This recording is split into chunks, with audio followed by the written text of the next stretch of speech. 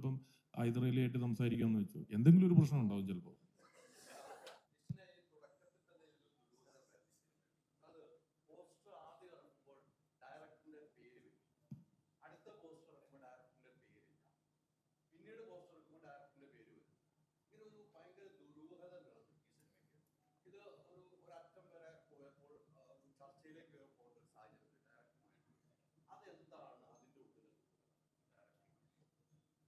അല്ല, ഇങ്ങനെ ഒരു ടൈറ്റിൽ ഇട്ടപ്പോൾ ഞങ്ങൾ പ്ലാൻ ചെയ്തതാണ്. എന്താണെന്ന് വെച്ചാൽ എന്തെങ്കിലും ഇങ്ങനത്തെ ഒരു ക്വസ്റ്റ്യനോ അല്ലെങ്കിൽ ഇങ്ങനെ ഒരു പ്ലാനിങ് എങ്ങനെ മാർക്കറ്റ് ചെയ്യാമെന്ന് ഓർത്ത്. അപ്പം ഇന്ന് ഈ ചോദ്യം ചോദിപ്പിച്ച് ഇപ്പോഴാണ് ഞങ്ങളത് മാർക്കറ്റിങ്ങിൽ വിജയിച്ചു എന്നുള്ളത് മനസ്സിലാക്കുന്നത്. കാരണം ഇങ്ങനെ ഇട്ട് കഴിഞ്ഞപ്പോൾ ഓക്കെ, ഈ പടത്തിന് എന്തെങ്കിലും, കാരണം ഇതിൻ്റെ ഒത്തിരി കാര്യങ്ങൾ റിവീൽ ചെയ്യാൻ പറ്റത്തില്ല. അപ്പം ഇങ്ങനെ എന്തെങ്കിലും ഇട്ട് കഴിഞ്ഞ് കഴിഞ്ഞാൽ മറ്റുള്ളവർ ശ്രദ്ധിക്കും എന്നുള്ളത് തോന്നി. ഇന്നിപ്പം നമുക്കത് മനസ്സിലായി, അത് മറ്റുള്ളവർ ശ്രദ്ധിക്കുന്നുണ്ടെന്നുള്ളത്. അതൊരു മാർക്കറ്റിങ്ങിന്റെ തന്ത്രമായിട്ട് ഞങ്ങളത് ചെയ്തതേ ഉള്ളൂ.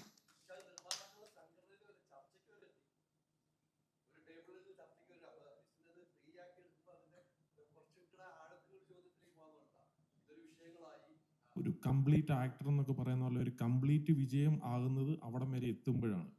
അപ്പം അവർക്ക് മനസ്സിലായി ഇതൊരു കംപ്ലീറ്റ് മാർക്കറ്റിങ്ങിന്റെ, അതാ പറഞ്ഞേ, കംപ്ലീറ്റ് മാർക്കറ്റിങ്ങിന്റെ ഒരു കാര്യമായിരുന്നു. പിന്നെ നമ്മളത് ഇപ്പോൾ ഉള്ള എല്ലാ പോസ്റ്ററുകളിലും നോക്കി ഞങ്ങളത് വിജയിച്ചു കഴിഞ്ഞപ്പോൾ പിന്നെ ഇനി വേറെ ഒരു മാർക്കറ്റിംഗ് പ്ലാൻ വേണമെന്ന് മനസ്സിലാക്കി. ഇല്ലില്ല. അപ്പൊ ഇപ്പം നമ്മളിപ്പം ഹൈദരാലിയായിട്ട് സംസാരിക്കാമെന്ന് വെച്ചു, എന്തെങ്കിലും ഒരു പ്രശ്നം ഉണ്ടാവും ചിലപ്പോൾ. പറഞ്ഞത് മനസ്സിലായി. അതിപ്പോ എല്ലാ മനുഷ്യരായിട്ട് അങ്ങനെ ഉണ്ടാവുമല്ലോ.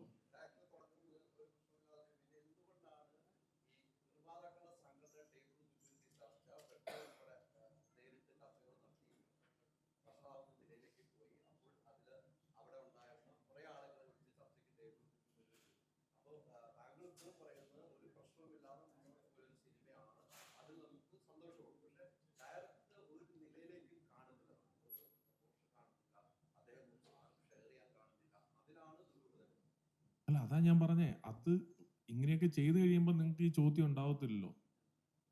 ഇപ്പൊ ചോദ്യം ഉണ്ടായല്ലോ. അപ്പൊ അത് ഞങ്ങൾ മാർക്കറ്റിങ്ങിന്റെ കാര്യം കൊണ്ടിട്ട് തന്നെയായിരുന്നു. പിന്നെ ഇപ്പൊ ഏത് സിനിമയിലാണെങ്കിലും ലൈഫിലാണെങ്കിലും ഏത് ബിസിനസ്സിലാണെങ്കിലും ഒക്കെ എന്തെങ്കിലുമൊക്കെ സംഭവങ്ങൾ നോർമലി ഉണ്ടാവുന്നതാണല്ലോ. അപ്പൊ അതൊക്കെ ഇപ്പം പല സിനിമകളിലും ഉണ്ടാവാറുണ്ട്, എന്തെങ്കിലുമൊക്കെ കാര്യങ്ങളായിട്ട്.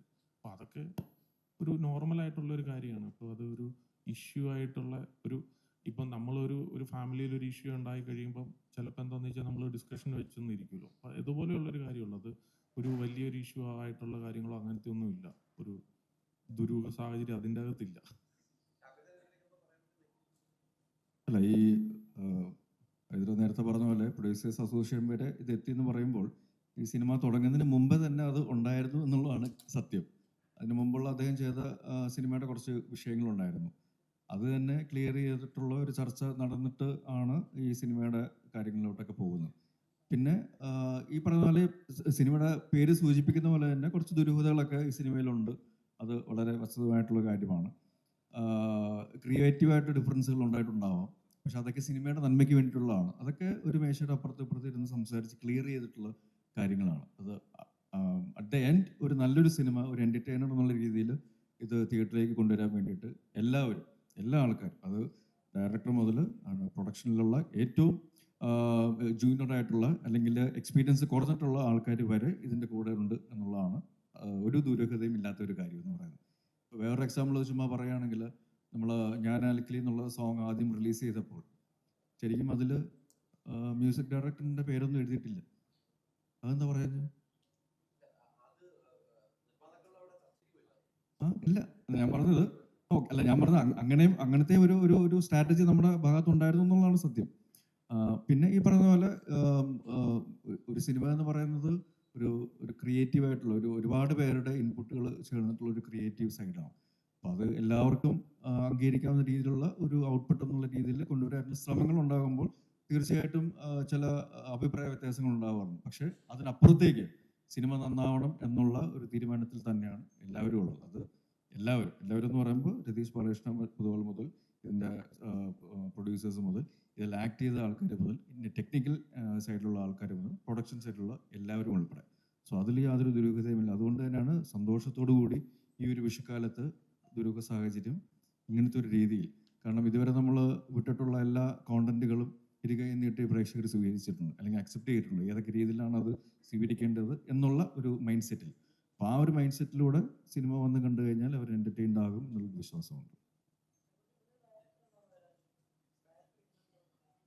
ഡയറക്ടറും ഇല്ല, എഡിറ്ററും ഇല്ല, മ്യൂസിക് ഡയറക്ടറും ഇല്ല, ഈ DOP ഇല്ല, ശരിക്കും ചിദംബരവും ഇല്ല, ദിലീഷ് പോത്തനും ഇല്ല, അങ്ങനെ കുറേ പേരില്ല. ഇത് നമ്മൾ ഇതിൻ്റെ ഒരു റിലീസ് ഡേറ്റ് എന്ന് പറയുന്നത് ആദ്യം April 2 എന്നുള്ള രീതിയിൽ തീരുമാനിച്ചിരുന്നു. പെട്ടെന്ന് അത് മാറി April 10, അത് മാറി April 15. അപ്പോൾ അതുകൊണ്ട് തന്നെ ഇതിൻ്റെ ടെക്നിക്കൽ കാര്യങ്ങളും സൈഡേ നടക്കുന്നുണ്ട്.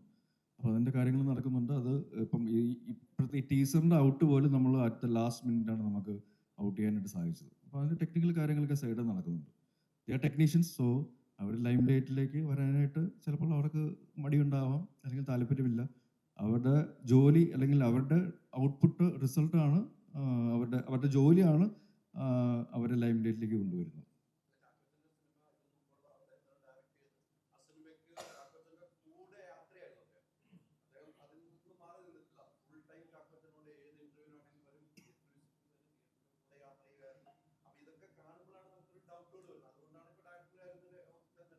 ഇതിൽ രതീഷിൻ്റെ കൂടെ 3ാമത്തെ സിനിമയാണ് എൻ്റെ. ആദ്യത്തെ സിനിമ എന്നാത്താൻ കേസുകൾ, 2ാമത്തെ സിനിമ ഞാൻ നായകനല്ല, പക്ഷേ അതിൽ ഞാൻ പോയി അഭിനയിച്ചു. അത് ഞാൻ 1 രൂപ പോലും മേടിക്കാതെയാണ് ഞാൻ ആ സിനിമയിൽ അഭിനയിച്ചിട്ടുള്ളത്. അത് അദ്ദേഹമായിട്ടൊരു ബന്ധത്തിൻ്റെ പുറത്താണ്. അങ്ങനെ ചെയ്തൊരു വ്യക്തിയാണ്. അതിനുശേഷം അദ്ദേഹം ഇതിനു മുമ്പ് ചെയ്ത സിനിമ വൻ പരാജയമായപ്പോൾ പോലും ഈ ഒരു പ്രോജക്റ്റുമായിട്ട് മുന്നോട്ട് വന്നപ്പോൾ ഞാനത് ഏറ്റെടുക്കാനായിട്ട് മുന്നോട്ട് വന്നിട്ടുണ്ടെങ്കിൽ അത് ആ ബന്ധത്തിൻ്റെ പുറത്തുണ്ടായിട്ടുള്ള കാര്യമാണ്, അല്ലെങ്കിൽ ആസ് എ ക്രിയേറ്ററിൽ പുള്ളിയിലുള്ള ഒരു വിശ്വാസത്തിൻ്റെ പുറത്ത് ഉണ്ടായിട്ടുള്ള കാര്യമാണ്. അത് തന്നെയാണ് ഇപ്പോഴും കണ്ടിന്യൂ ചെയ്യുന്നത്. അപ്പം അതിൽ പുള്ളി ലൈം ലൈറ്റിലുണ്ടോ കൂടെ ഉണ്ടോ എന്നതിനപ്പുറം ഈ സിനിമ സംഭവിച്ചിട്ടുണ്ട് എന്നുള്ളതാണ് ഏറ്റവും വലിയ കാര്യം. അതിനുവേണ്ടി അദ്ദേഹമാണെങ്കിലും ഞാനാണെങ്കിലും നിശ്ചനാണെങ്കിലും എല്ലാവരും ഒറ്റക്കെട്ടായിട്ട് കൂടെ ഇരിക്കുന്നവരാണെങ്കിൽ എല്ലാവരും ഒറ്റക്കെട്ടായിട്ട് കൂടെ നിന്നിട്ടുള്ളൂ എന്നുള്ളതാണ് സത്യം. സോ അത് സിനിമ സംസാരിക്കട്ടെ എന്നാണ് എനിക്ക് പറയാനുള്ളത്. ചാക്കോച്ച ഇപ്പൊ ഒരു ആൻസർ ആയിട്ട് റിലേറ്റ് ചെയ്തൊരു ക്വസ്റ്റ്യൻ ചോദിക്കുകയാണ്. ഇതിപ്പോ എന്നത്താൻ കേസ് കൂടുതലെ ക്യാരക്ടർ നോക്കിക്കഴിഞ്ഞാൽ ചാക്കോച്ചന്റെ കരിയറിലെ തന്നെ വൺ ഓഫ് ദ ബെസ്റ്റ് ക്യാരക്ടറാണ്. ഇപ്പം മമ്മൂക്ക അടക്കം മെൻഷൻ ചെയ്തിട്ടുണ്ട് ആ ഒരു ക്യാരക്ടറിനെ പറ്റി.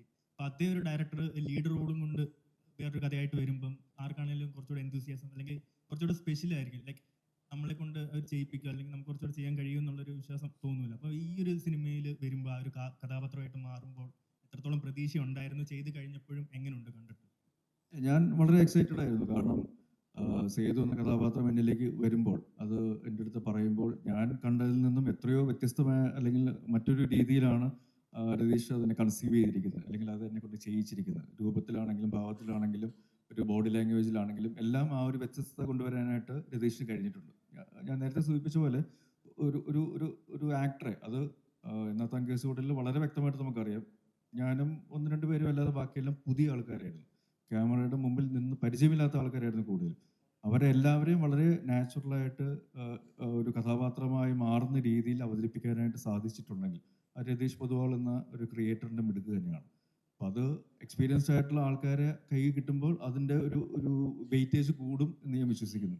അത് ദിലീഷിൻ്റെ ഒരു അപ്പിയറൻസിൻ്റെ കാര്യത്തിൽ നോക്കുകയാണെങ്കിലും, സജിൻ്റെ കാര്യത്തിലാണെങ്കിലും, ജാഫറിൻ്റെ ആണെങ്കിലും, ശരണ്യയുടെ ആണെങ്കിലും, സുധീഷിൻ്റെ ആണെങ്കിലും, എൻ്റെ ആണെങ്കിലും എല്ലാം ആ രീതിയിൽ ആ കഥാപാത്രങ്ങളുടെ വേറൊരു ടോൺ അല്ലെങ്കിൽ ഇതുവരെ കാണാത്ത രീതിയിലുള്ളൊരു ഒരു ഒരു മാജിക് നമുക്കതിൽ കാണാനായിട്ട് സാധിക്കും.